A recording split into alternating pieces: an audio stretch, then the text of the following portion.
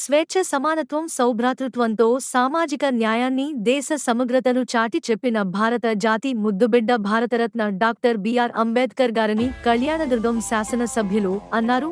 ఆదివారం జయంతి సందర్భంగా అంబేద్కర్ విగ్రహానికి పూలమాలలు వేసి ఆ మహనీయునికి ఘన నివాళి అర్పించారు. అనంతరం కేక్ కట్ చేసి అందరికీ కేక్ తినిపించారు. అంబేద్కర్ విగ్రహం చుట్టూ ఎమ్మెల్యే అమిలినేని సురేంద్ర బాబు గారు బెంగళూరు నుండి తెప్పించి ప్రత్యేకంగా పుష్ప అలంకరణ ప్రత్యేక ఆకర్షణంగా నిలిచింది. వెలివాడల మాత్రమే వెలిసెర బొమ్మ, ప్రతి వాడన నిలుపగలిగే యోధులే రమ్మా. ఒక వాడకి పరిమితమా అంబేద్కరుడు, ప్రతి వాడికి హక్కులను పంచినవాడు.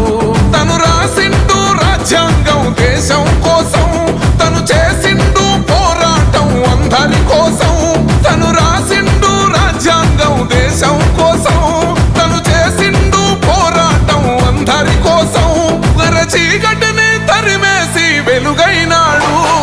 జై భీమ్ జై భీమ్ జనగుండె నినాదం, అందరం ఒకటై గెలవాలి సమాజం. జై భీమ్ జై భీమ్ ఒక యుద్ధ నినాదం, అందరి కోసం గది పోరు ప్రవాహం.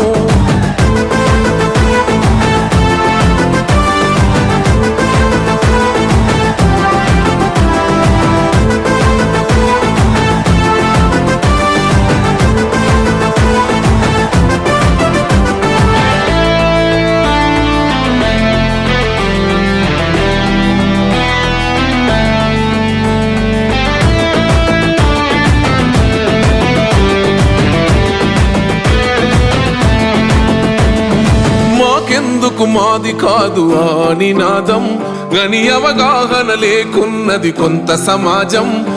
రాజ్యాంగం ప్రతిఫలాలు పొందుతూ జనం, గది అంటేందని అడిగే అవివేకుల దేశం. జీవితాన్ని ధారపోసినాడు రమణకై, అవమానాలను భవించి నిలిచెర బలమై.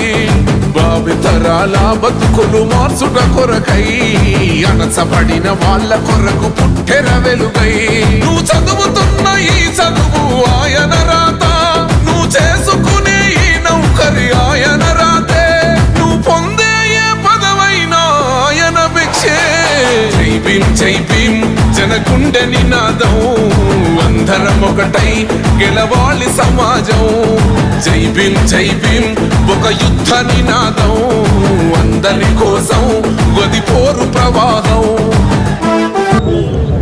అందరికీ నమస్కారం.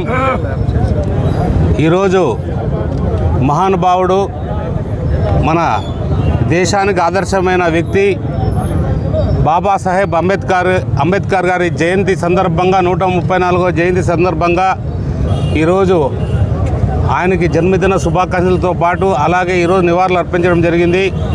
ఈరోజు మన భారతదేశం ఈ రకంగా ఉందంటే బాబాసాహెబ్ అంబేద్కర్ గారు ఏదైతే ఆయన రచించారో ఆ రోజు మన కులమతాలకు అతీతంగా ఎవరిని కూడా భేదాభిప్రాయాలు లేకోకుండా అందరినీ ఒకే దానిపైన భారత రాజ్యాంగం ఏదైతే చెప్పాడో దాని ప్రకారం నడుచుకోవాల్సిన బాధ్యత మనందరిపైన ఉంది. ఖచ్చితంగా ఏదైతే అంబేద్కర్ ఆశయాలన్నింటి కూడా కొనసాగిస్తాం.